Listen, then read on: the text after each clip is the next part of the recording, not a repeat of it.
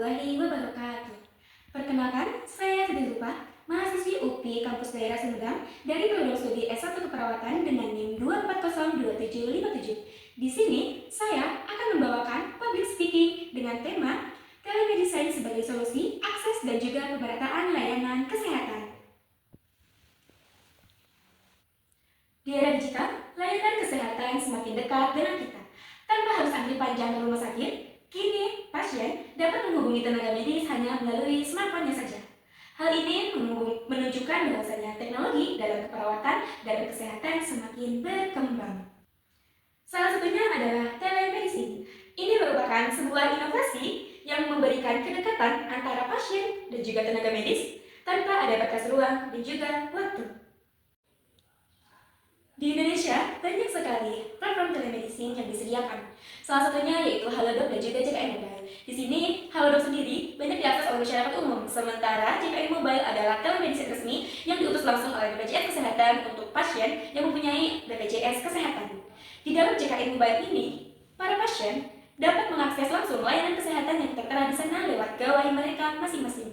Hal ini menunjukkan bukti nyata bahwa telemedicine mempermudah komunikasi antara pasien dan juga tenaga kesehatan. Namun, ada hal penting yang harus kita cermati bersama-sama.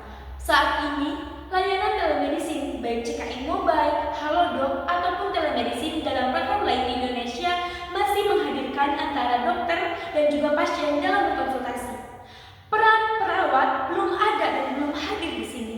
Padahal, perawat memiliki peran yang sangat penting di dalam melakukan layanan kesehatan kepada pasien, baik dalam monitoring, konsultasi, bahkan sampai pendampingan jangka panjang kepada pasien.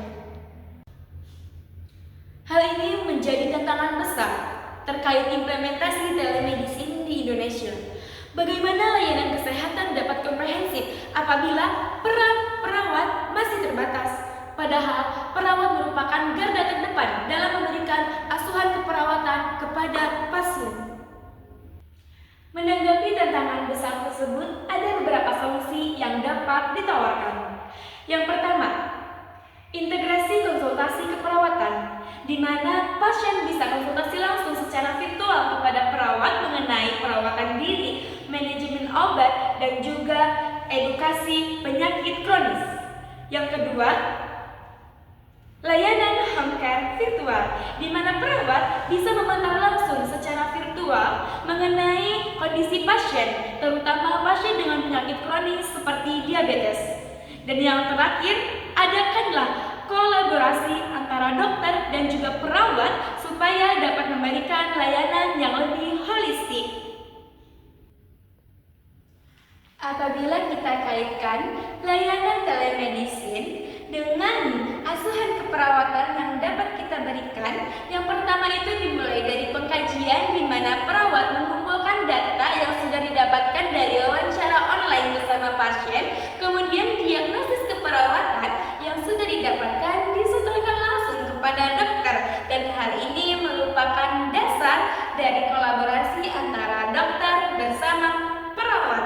Kemudian untuk intervensi, perawat melakukan edukasi supaya pasien dapat melakukan perawatan mandiri secara mandiri di rumahnya dan juga perubahan gaya hidup. Lalu untuk tahap implementasi, perawat dapat mendampingi pasien baik itu dalam chat, video call, atau pengingat digital lainnya. Dan yang terakhir, tahap evaluasi, di mana perawat bisa memantau secara teratur terkait penyembuhan pada pasien supaya penyembuhannya dapat lebih optimal. Dengan teknologi layanan telemedicine yang makin canggih dan integrasi peran perawat, JKN Mobile, atau platform telemedicine lainnya, masa depan layanan kesehatan di Indonesia akan lebih optimal.